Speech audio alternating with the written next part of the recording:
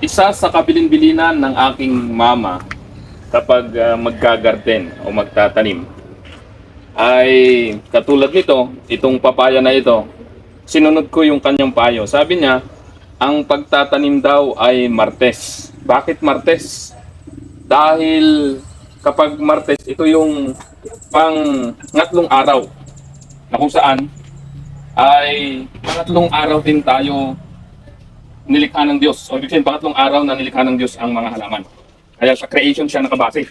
Kapag tayo naniniwala sa Biblia, ay magandang magtanim kapag Martes. Kasi sabi niya, iyon yung magandang araw at magiging ayos ang iyong mga tanim. Hindi ko alam, hindi ko pa napapatunayan kung gaano katotoo yun. Pero dahil ngayon ay Martes, ay mas marami talaga rin akong naitanim tuwing Martes dito sa aming mga garden. So, kahit anong araw nagtatanim ako, pero mas marami yung Martes. Katulad kahapon, hindi ako nakapagtanim. Dahil masyadong busy, kahit nga ngayon, dahil pupunta kami ng bayan ni Kapitan. Pero sinikap ko na ngayong paggising ko nga, paggising ay nagre-ready na po tayo ng ipupunla. Pagpupulaan. Ito po ang isa sa paraan ko sa aking paggagarden. Inire-ready ko ng maigi itong ating punlaan. Sinisikap ko na walang mga bato-bato. Dahil nga dito sa amin, ang lupa namin dito ay mabato dahil bakuran nga. Dati itong batuhan, hinakutan ko lang ito ng mga tae ng kambing, sunog na ipa, at ipa ng mga bulok na galing sa ating backyard garden, ating manukan. Ay yun, tingnan nyo naman po, maitim, mataba dahil halo-halo po ito, mga compost. Ayan po. At siyempre, tatanggalan lang natin yung mga bato. Kasi ang atin pong ipupunla ngayon ay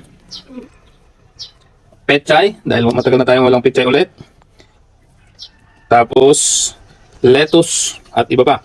Mas maselan po kasi itong mga maliliit ang buto na ipupunla kasi nga pag hindi buhaghag ang lupa at hindi pino ay mahirap tumubo. Kaya kailangan sikapin na buhaghag, pino ang ating lupa. At yan na nga po, ito na po yung result ng atin pong pagtatamnan. At ready na po yan. Kukuha po muna ako ng itatanim.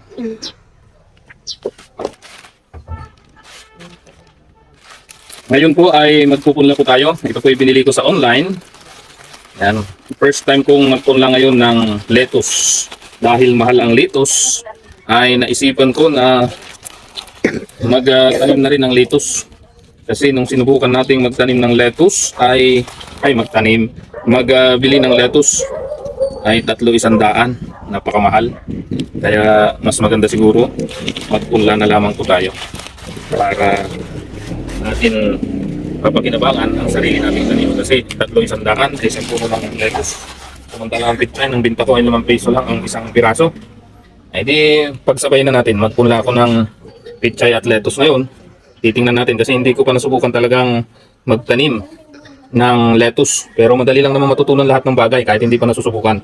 Dahil lang alam ko, ang lettuce ay katulad din lang ng halos ng pechay. Kung ano yung paraan ng pagtatanim ng pechay, ganoon din sa lettuce. Kaya kung ano yung ginawa ko, kasi successful naman yung ating pechay dati na pagtatanim, ilang batch tayong nagtanim ng pechay, ay ganoon din ang gagawin ko ngayon.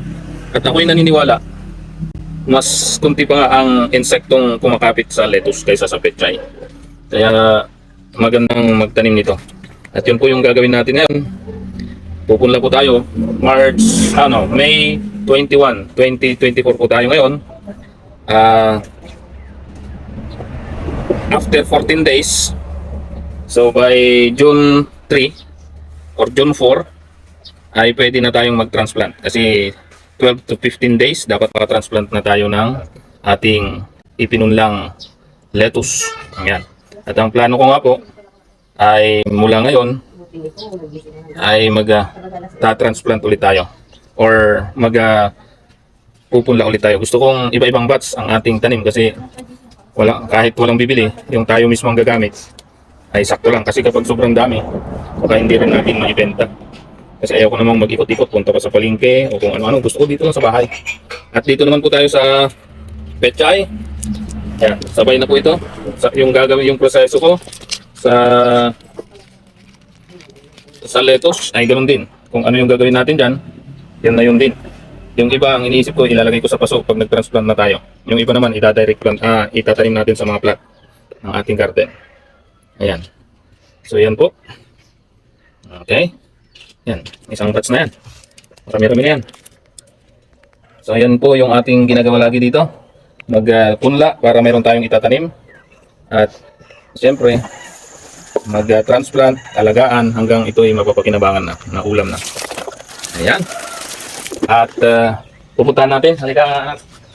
Ating mga garden. Ayan. Ito po yung ating pong mga papaya. Yung May 21, 2024. Ayan. Mga red lady po yan. Talong na namumunga na. Mga kamatis. Ayan. At dito yung mga okra natin. Ng mga, kung hindi ako nagkakamali, ito yung mga fourth batch or third batch. Ayan. Pataw, ang ating mga patula. Ay sunod-sunod pa rin po ang mga bunga. Ayan, nakakatuwa itong ating patula. Tinanim ko ito noong February 14. Ayan, mga kamatis po yan. At dito po yung ating mga kulitis. Ayan, napakaganda. Tingnan niyo po yung ating patula. Oh. Sunod-sunod ang bunga dito sa may bumbangan nito. Oh, ang haba ng bunga ng ating patula. Oh. Ang haba ng patula ng bunga niya. At halos araw-araw ay nakaka-harvest po tayo. Sabihin na natin every other day. Ang ating mga talong ay padami na rin ang padami ang bunga. At itong ating papaya